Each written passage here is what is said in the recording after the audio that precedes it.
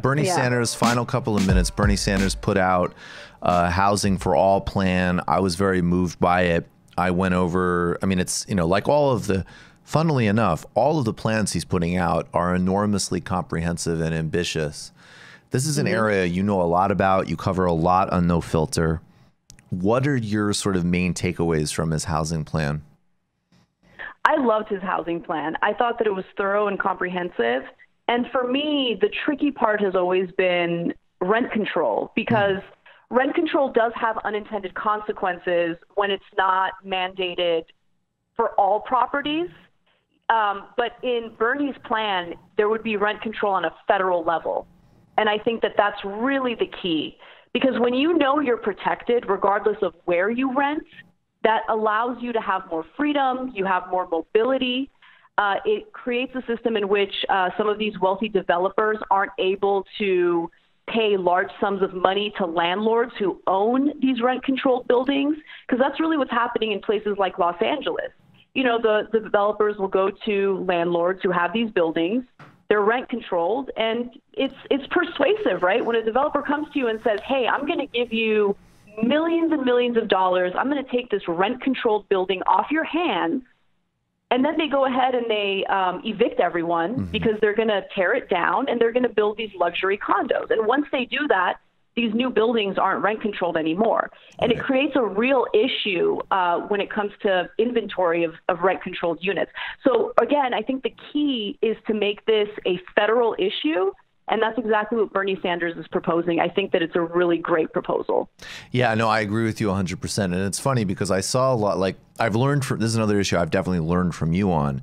But my instinct is that every time I see like concern trolling where, random people are telling me like, well, here's a piece, from 2005 on, why rent control. It's like, to the extent I can, but to me, it just reminds me though of libertarian, it's just neoliberal or libertarian arguments where it's like, yes, you can potentially identify, maybe even like you just articulated, a real problem in a specific municipality, and all signs then point to, well, there you go. The new building is rent controlled too. So therefore there's no incentive for predator capital.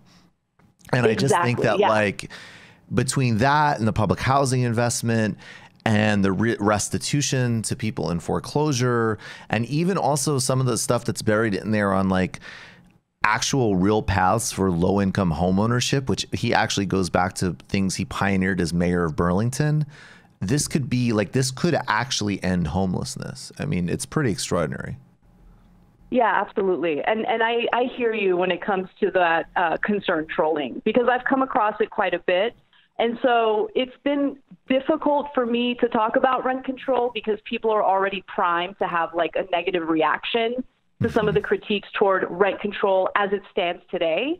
But I do think that there are honest actors out there, myself included, who want rent control, but we have to think about some of the unintended consequences so we can mitigate that.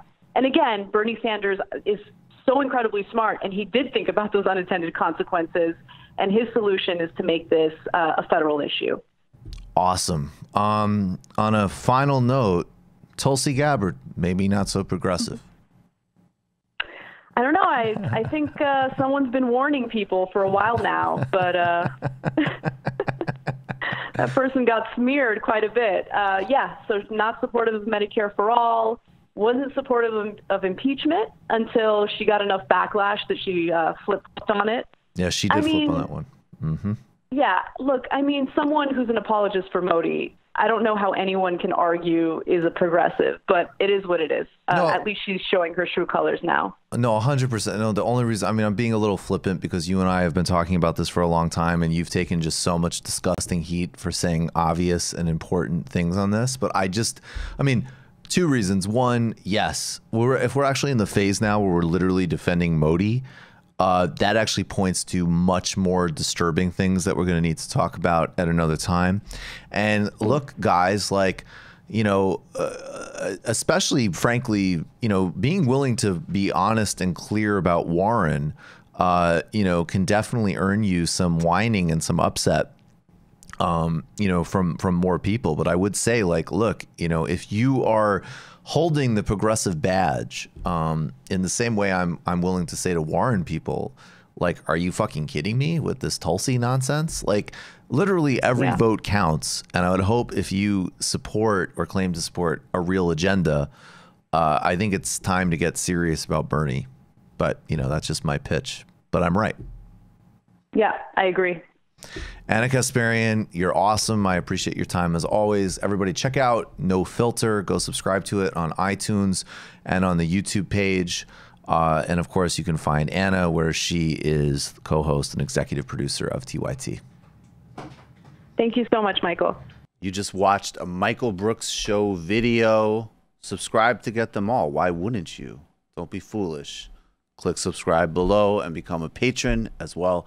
Patreon.com/TMBS. Thanks, everybody.